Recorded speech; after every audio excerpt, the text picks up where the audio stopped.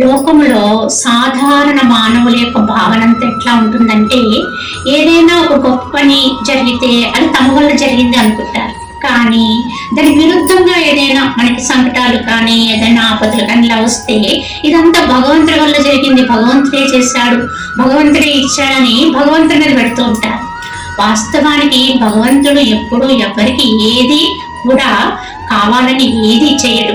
కాకపోతే ఎవరు చేసిన కర్మ ఫలితాన్ని వారికి వచ్చేలా చూసేదే విధి. దాన్నే భగవంతుడు అంటారు. ఇందులో భగవంతుడికి ఏ పక్షపాతం ఉండదు. ఎవరు చేసిన కర్మ ఫలాన్ని వారికే అప్పగిస్తూ ఉంటాడు.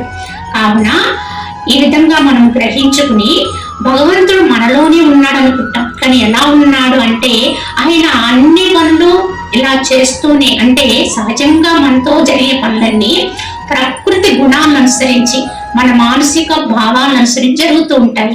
కావున అవి చేసుకుంటూ పోతున్నాయి పనులు అని తాను మాత్రం ఈ నవద్వారపురి అనేటువంటి దేహాలయంలో హాయిగా సుఖంగా ఉంటాడు. మన దేహానికి 9 ద్వారాలు ఉంటాయి. ఈ 9 ద్వారాలు వెళ్ళిన పట్టణం ఇది పురము. అంటే ఇదే భగవంతునికి దేవాలయం. చెప్పాలంటే భగవంతునికి బయట దేవాలయాల కంటే కూడా యథార్థమైన దేవాలయం ఏదంటే ఈ దేహాలయమే.